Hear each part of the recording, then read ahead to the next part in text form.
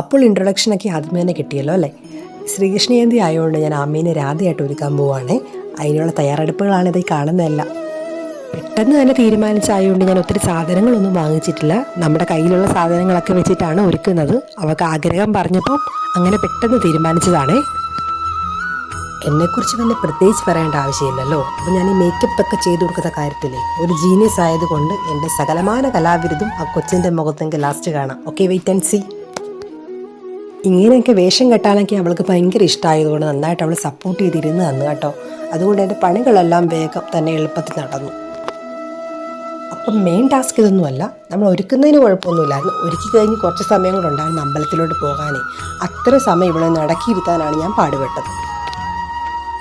ഒത്തിരി നാൾ കൂടിയാണ് ഞാനിപ്പോൾ ഒരു ഓൺ വോയിസ് വീഡിയോ ഇടുന്നത് കേട്ടോ. പണ്ടൊക്കെ ഞാനിതുപോലെ ഡബ് ചെയ്തിട്ട് ഒത്തിരി ഓൺ വോയിസ് വീഡിയോ ഒക്കെ ഇടുമായിരുന്നു.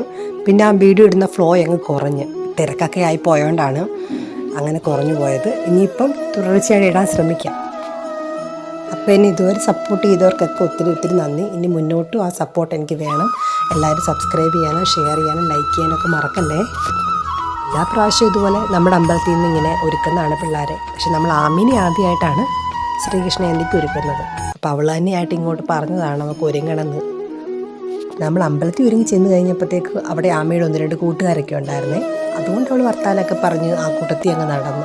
ഇടയ്ക്ക് ഞാൻ കുറച്ച് നേരം ഒന്നും എടുത്തല്ലാതെ അവൾ നടക്കണമെന്ന് പറഞ്ഞ് ഭയങ്കര ഇൻട്രസ്റ്റ് ആയിരുന്നു.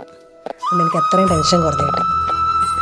നമ്മളിപ്പോൾ ആദ്യമേ തന്നെ പറഞ്ഞില്ല, നമ്മളെല്ലാ സാധനങ്ങളൊന്നും വാങ്ങിച്ചിട്ടില്ലായിരുന്നു. പിന്നെ മൂക്കൂത്തിയെല്ലാം ഞാനൊരു പൊട്ടും കൂടെ അഡ്ജസ്റ്റ് ചെയ്ത് വെക്കുമായിരുന്നേ. പക്ഷെ ഒരുക്കി കഴിഞ്ഞപ്പോഴത്തേക്ക് നല്ലൊരു ഭംഗിയായിരുന്നു കാണാനൊക്കെ. പിന്നെ രാധമാരിൽ ഏറ്റവും ചെറിയ രാധ കുഞ്ഞായിരുന്നേ. പിന്നെ ഉള്ള വലിയ പിള്ളേരായിരുന്നു. പിന്നെ ഒത്തിരി ഉണ്ണിക്കണ്ണന്മാരുണ്ടായിരുന്നു. നമ്മൾ ഏകദേശം ഒരുങ്ങിയൊക്കെ കഴിഞ്ഞു. അവളെ ഒരുക്കി ഞാനും ഒരുങ്ങി. പക്ഷെ ഷോള് മാത്രം ഞാൻ അവിടെ തലയിൽ ഇട്ടില്ലായിരുന്നേ. പോകാറാകുമ്പം ഇടാലോ എന്നോർത്ത് അത്രയും നേരം വെയിറ്റ് താങ്ങി നിൽക്കണ്ടല്ലോ. അവിടെ പോകാറായപ്പോഴാണ് ഷാളെല്ലാം ഇട്ടത്.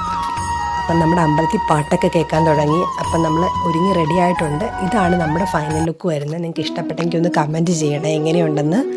അപ്പോൾ കുഞ്ഞിരാധയുടെ വീഡിയോ ഇഷ്ടമായെങ്കിൽ എല്ലാവരും ലൈക്ക് ചെയ്യാനും സബ്സ്ക്രൈബ് ചെയ്യാനും മറക്കല്ലേ. ടാറ്റാ.